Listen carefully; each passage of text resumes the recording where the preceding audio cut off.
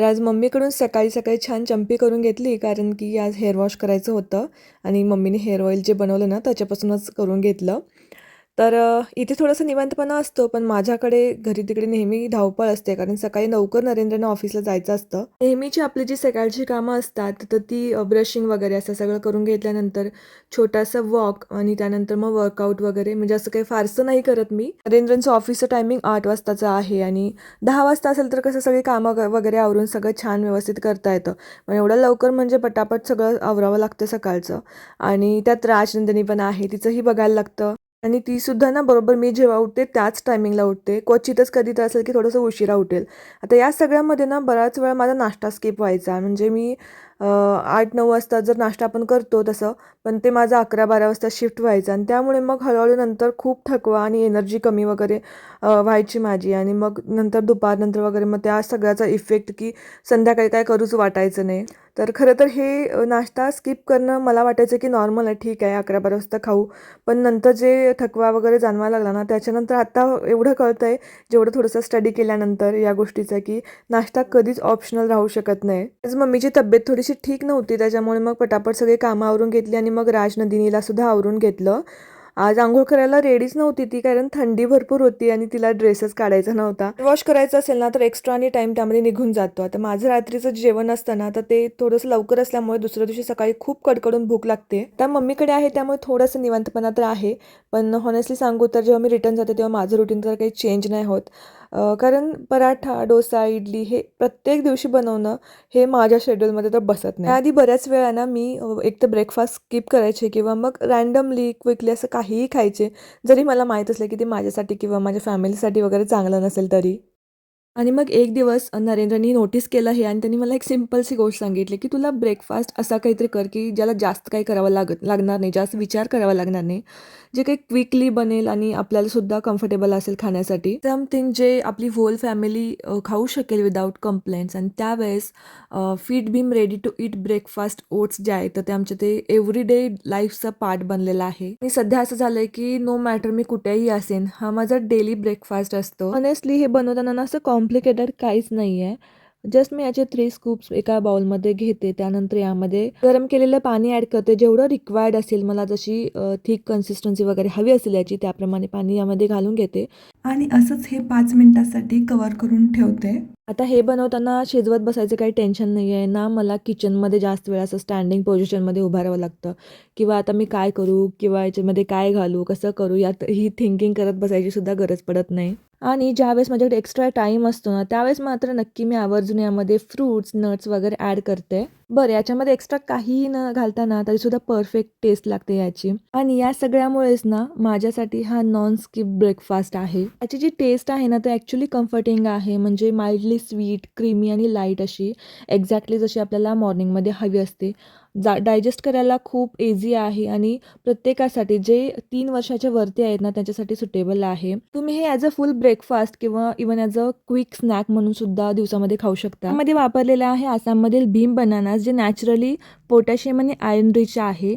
स्वीटनरसाठी jaggery वापरले, कोणतीही refined sugar नाही. आणि रिअल क्रॅनबेरीज आहेत जे नॅचरल स्वीटनेस आणि अँटीऑक्सिडंट्स देतात. मी मम्मीला सुद्धा दिलं होतं आणि जेव्हा मी हा ब्रेकफास्ट सर्व करते तेव्हा मला अजिबात गिल्टी, स्ट्रेस फील होत नाही किंवा असं वाटत नाही की मी कॉम्प्रोमाइज करते. आणि याचा बेस्ट पार्ट असा आहे की even with all this health benefits ना, टेस्ट बोरिंग नाही आहे किंवा रेग्युलर ओट्ससारखी नाही वाटत. विदिन काही मिनिट्समध्येच ना हा बाउल लगेच संपून जातो. आणि जेव्हा तुमच्याकडे एक छोटंसं बेबी वगैरे असतं तर त्यावेळेस ना मॉर्निंग थोडी ओव्हरवेल्मिंग फील होऊ शकते.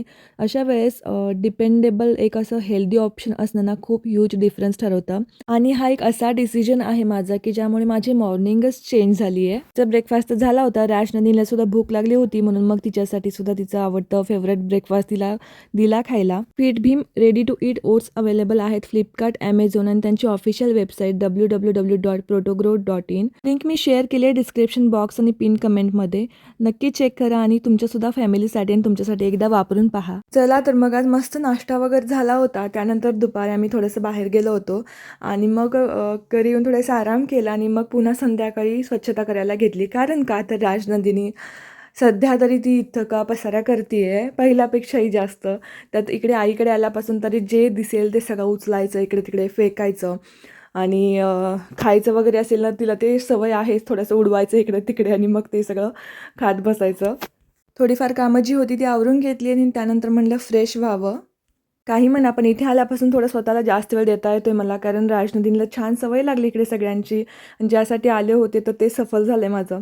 आणि त्यानंतर म्हटलं दिवाबत्ती करून घेऊयात. दिवा तर मम्मीने सकाळी जो लावला होता तो अजून तेव्हाच होता. बत्ती वगैरे लावून घ्यावी म्हणली. आमच्याकडे कधी उदबत्तीसुद्धा म्हणतात, तुमच्याकडे काय म्हणतात नक्की सांगा. अगरबत्ती, उदबत्ती असं बरीचशी नावं आहेत त्याला.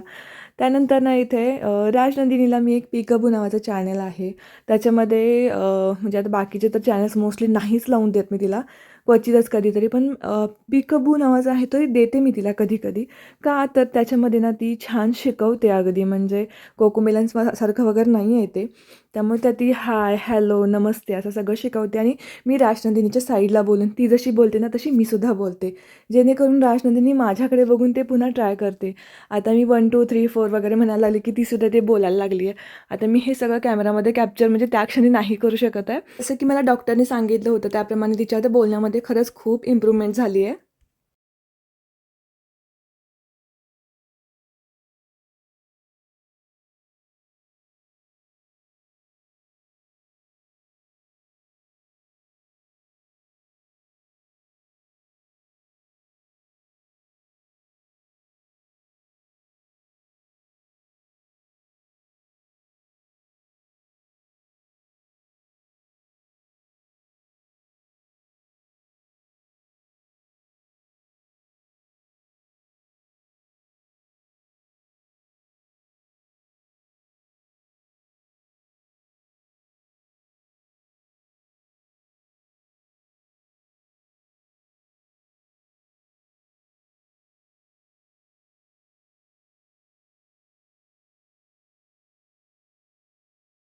आज जेवणाचा प्लॅन होता की दिवशी बनवायचं रात्रीसाठी. आणि रेग्युलर व्हिडिओ पाहणाऱ्यांना माहिती आहेच हे, पण जे नवीन पाहते त्यांना सांगते की तांदळापासून बनवतात हे, तांदळाच्या पिठापासून. इथे पाणी घेतलं आहे मम्मीने. आम्ही इथे भागवट करणार आहोत. आता याला काय उकड म्हणतात, आमच्याकडे भागवट म्हणतात. तर त्याच्यामध्ये मीठ चवीनुसार थोडंसं तूप टाकलं मम्मीने आणि मग जेवढं बसेल त्याच्यामध्ये तेवढं तांदळाचं पीठ टाकते. रवीच्या टोकाने ते मस्त असे मिक्स करून घेते, जेणेकरून गुठळ्या वगैरे होणार नाहीत त्यामध्ये. 5 मिनटं तसंच झाकून ठेवून लगेच मग ते मळायला वगैरे घेते. गरम गरमच मळावं लागतं म्हणजे व्यवस्थित मळलं जातं. आणि त्यानंतर खूप असं मऊसूत झाल्यानंतर इथे बनवायला घेतलं आहे मम्मीनं. याआधी मी 1-2 वेळा असं ट्राय केलं होतं पण मला ते जमत नव्हतं, त्यामुळे मी ते सोडून दिलेलं. पण यावेळेस म्हटलं आपण पण ट्राय करायचं व्यवस्थित बघून मम्मीकडे. तर इथे बघा मम्मीची किती छान अशी बोटं इतके फास्ट चालतात. आता तिला एक्सपिरियन्स आहे, इतक्या वर्षांचा झालं ती करते. आता हे जे आहे ना, माझी आजी आणि माझी मम्मी परफेक्ट बनवतात.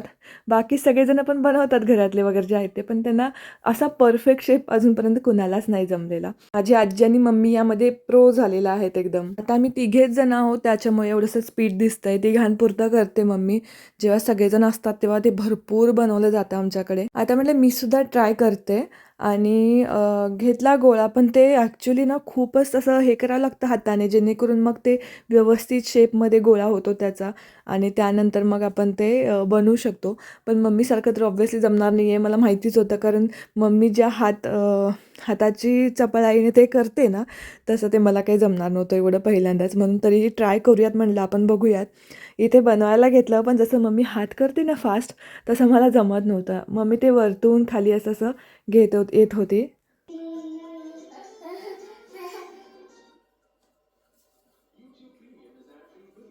हे मोठं लांबट का होईना गं, असं उभं राहिलं नाही.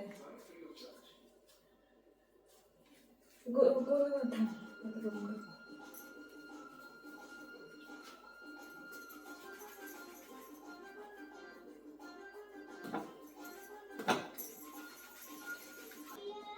असं फिरवायचं फक्त. हात दाबून आणत्या. वरनं दाबी येत खाली यायचं. पातळून घेता येते वरनं खाली.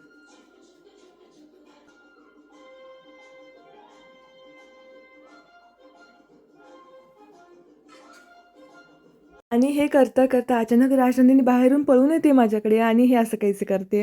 ही बऱ्याचदा अशी करते अचानक हिच्या मनात येतं आणि येऊन मग मला पप्पी वगैरे देत बसते. आणि हा असा काहीसा शेप झाला होता माझा. मी बोलते की वासुदेवची टोपीसारखी केली आहेस तू.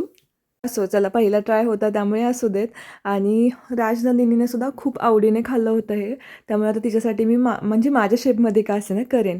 इथे उकड काढण्यासाठी ठेवलं होतं उकडायला हे. एक्स्ट्रा भांडं उगाच खराब व्हायला नको म्हणून मग म्हणलं की आपण एकात जरा दाटीवाटीनं भरूयात त्याला. आणि ते बघा आमच्याकडे ना अंड्याच्या भुर्जीसोबत खातात जे नॉनव्हेज खातात. जे व्हेज खातात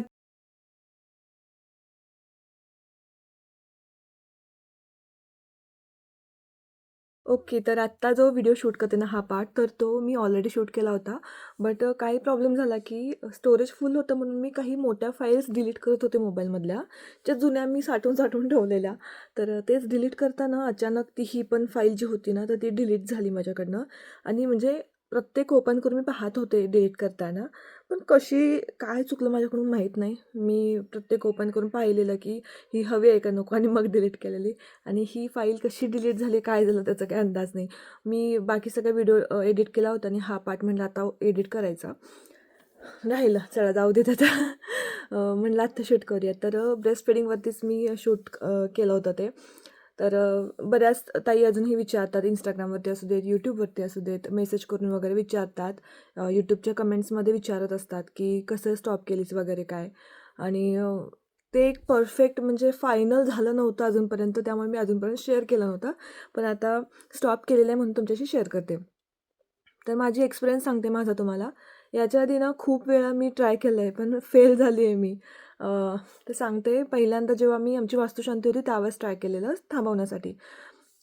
त्यावेळेस मी डॉक्टरांकडे गेली नव्हती हां, आधी ही माझी चूक झाली.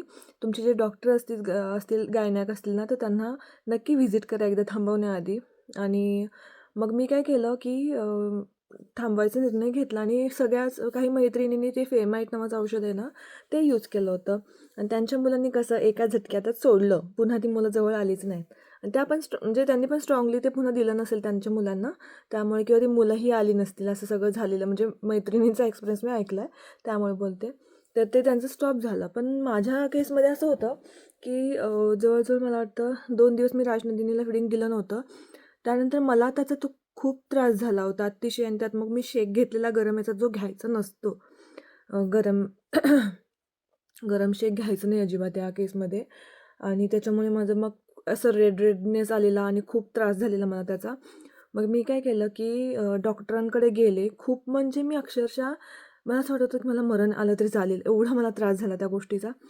तर मी जेव्हा डॉक्टरांकडे गेले होते, तर त्यांनी मला असं सांगितलं, की गोळ्या ह्या आहेत, जर तुम्हाला इन्स्टंट थांबवायचं असेल तर या घेऊ शकताय किंवा मग तुम्ही हळूहळू सोडवलेलं कधीही चांगलं, कारण बाळासाठी आणि तुमच्यासाठी दोघांसाठीही ते चांगलं असणार आहे. ठीक आहे म्हणलं. आणि मग आले मी पुन्हा. मग मला त्या ह्याचा इतका त्रास होतो ना, मग मी राजनंदिनीला फीडिंग सुरू केलं परत. ते ते झालं तिथे. त्याच्यानंतर मग काही ना काही कामं वगैरे ह्या सगळ्या ह्याच्यातनं ते मला इतका वेळ, आता ह्या प्रोसेसला ना वेळ द्यावा लागतो व्यवस्थित. तर ते होऊन जातं जर तुम्हाला नॅचरल पद्धतीने फीडिंग थांबवायचं असेल तर. म्हणून मग मी ते माझ्याकडून होतच नव्हतं. मध्ये मग मला नंतर ना जागरण हे सगळ्यात खूप त्रास होत होता. मग 2-3 वेळा मी ट्राय केलं, की बाबा फेमाईटची बॉटल आणलेली आणि ते ट्राय करत होते मी. पण पहिल्यांदा जेव्हा मी यूज केलं त्याच्यानंतर मला असं गिल्ट आला, की बाबा आपण आपल्या बाळाला असं काय करतोय. पहिल्यांदा जेव्हा मी लावलं त्याच्यानंतर ती येत नव्हती जवळ माझ्या अजिबात. पण आमच्या संघात मस्ती आणि मग दिलं तिला मी. त्यानंतर ना 2-3 वेळा ट्राय केलं, पण तिला त्याची टेस्ट कळाली. आणि मग जेव्हा मी थांबवायचा विचार करत होते ना, त्यावेळेस ती असा अंदाज घेणार. मग तिला ते वास आला, की ती जवळ यायची नाही. पण नंतर हळूहळू जवळ येणार. असं ते तिला नंतर त्या टेस्ट ना तिला कळाली टेस्ट, की बाबा हां ठीक आहे. ती घ्यायचीच. कितीही इतकं कडू आहे ना ते औषध लिटरली. मला अजून हे होतं. मला ते एकदा बोटाला लागलेलं आणि चिकू खात होते आणि मला चिकूच कडू आहे असं वाटलं आणि मी फेकून दिलेलं चिकू. इतकं कडू आहे ते औषध. तरी राजनंदिनी प्यायची बाबा. त्यानंतर मग ते झालं. मग मी चिकटपट्टी ट्राय केली. चिकटपट्टी ट्राय करायला घेतली आणि मग त्या दिवशी पण असं झालं, की 1-2 वेळा ते ट्राय केलं. ते पण फेल गेलं का, तर रात्रीच्या वेळेस राजनंदिनी मागायची. दिवसभर मागायची नाही. रात्रीच्या वेळेस मागायची आणि मग मला असं होत होतं, की जाऊ दे तिकडं देऊयात, कारण मला पण जागरण सहन होत नव्हतं, त्रास होत होता खूप. मग ते दिलं. तिथे फेल झाले मी. हे बघा, मी जे काय आहे ते खरं सांगते तुम्हाला. मी परफेक्ट आहे आणि त्यामुळे मी असं केलं, तसं केलं, मी असं काही सांगणार नाही. जे खरं घडलं ते सांगते. ज्यावेळेस मला आठवतं आहे शेवटचं मी ट्राय केलेलं फेमाईटचं हे यूज करून, त्यावेळेस 4 दिवस तिने फुल बंद, म्हणजे काहीच घेतलं नव्हतं. पहिल्या रात्री ती रडली, खूप रडली, पण तिला आम्ही खूप हँडल केलं नरेंद्रनी आणि मी. दुसऱ्या रात्री पण रडली. तिसऱ्या रात्री हळूहळू ती म्हणजे तिला नरेंद्रनी झोपवलं. मग ती झोपली ना, की मध्यरात्री उठायची सवय होती ना, तर त्यावेळेस मग मी थापटून थापटून झोपवलं की झोपायची. मग असं 4 दिवस झालं. 5व्या दिवशी मी माझ्या मैत्रिणींसोबत गेले फार्म हाऊसवरती. तो मेन हे झाला.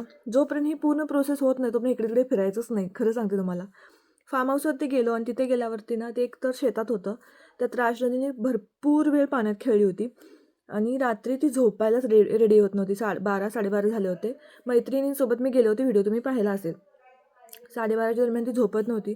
शेवटी मला लाईट बंद करूयात आणि तिथे एक ब्ल्यू कलरचं लाईट होतं. त्याला राजनंदिनी भरपूर घाबरली, प्रचंड घाबरत होती ती. त्याच्यामुळे रडायला जी सुरू केली ना, माझ्या मैत्रिणींना भीती वाटली की काय झालंय की काय हिला.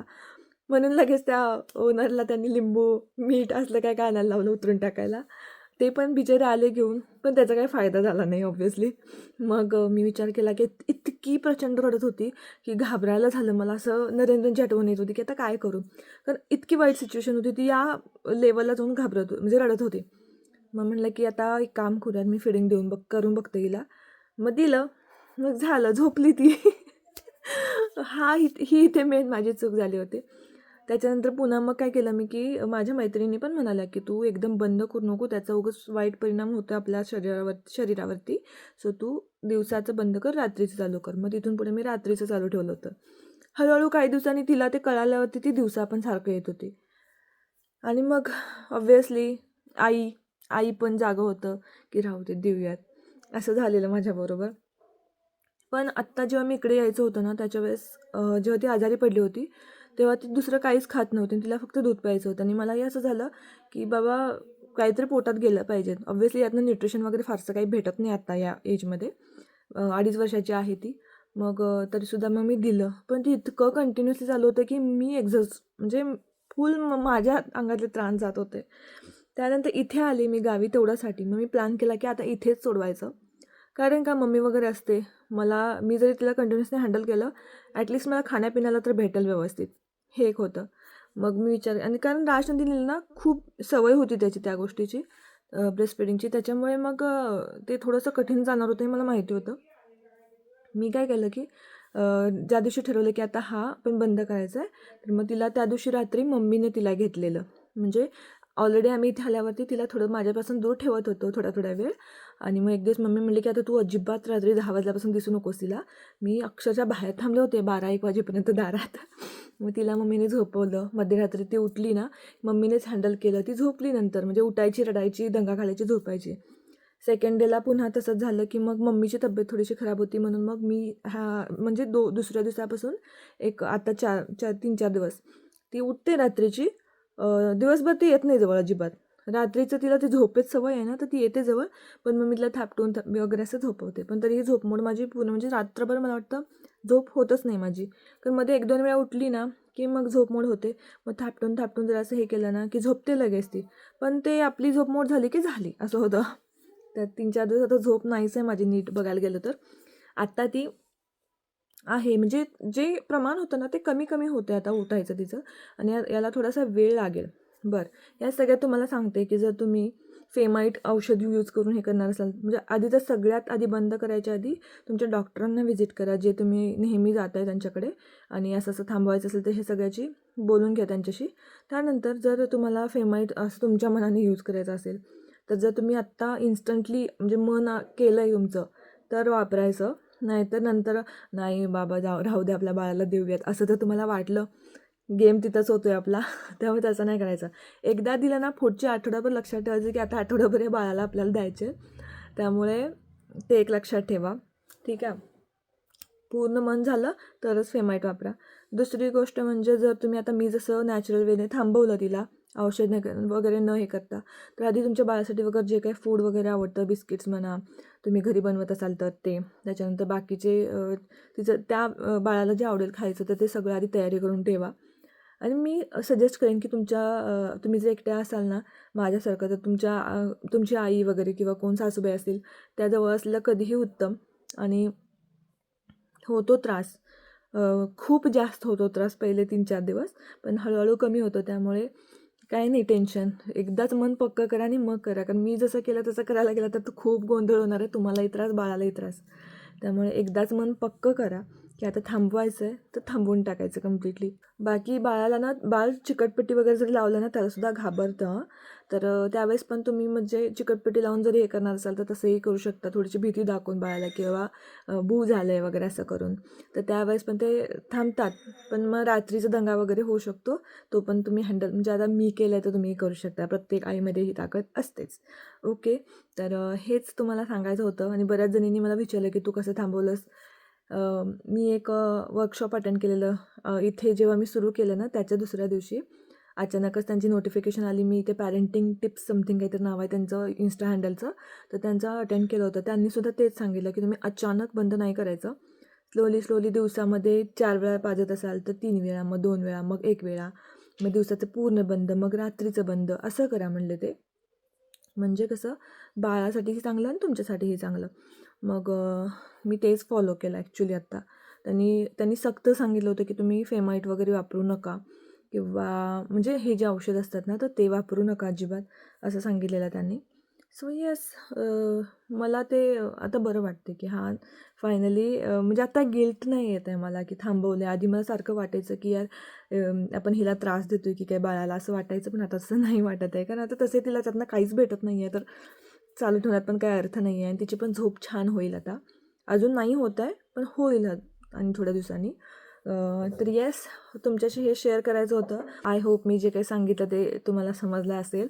आणि मला फक्त म्हणजे मी काय असं नाही की मी कुठे डॉक्टर आहे किंवा काय असं म्हणून मला खूप ज्ञान आहे म्हणून सांगते. पण माझा एक्सपिरियन्स शेअर करायचा होता. मला माहिती आहे या सिच्युएशनमध्ये जाणाऱ्या लेडीज ज्या असतील तर त्यांना काय फील होतं आहे, कारण ते माझं फिलिंग मला माहिती आहे. तर नक्की तुम्हाला अजून काय वाटलं तर मला नक्की कमेंट सेक्शनमध्ये विचारा किंवा इन्स्टावरती पण DM केला तरी चालेल मला. आणि येस, आय होप तुम्हाला हा व्हिडिओ आवडला असेल. हां, एक नक्की की आधी डॉक्टरांना नक्की व्हिजिट करा हे थांबवण्याआधी. तर चला, व्हिडिओ आवडला असेल तर लाईक करा. व्हिडिओ खाली जर ऑप्शन तुम्हाला हाईप नावाचा दिसला तर हाईप करा. चॅनलला सबस्क्राईब करायला विसरू नका. भेटूयात नेक्स्ट व्हिडिओमध्ये. बाय.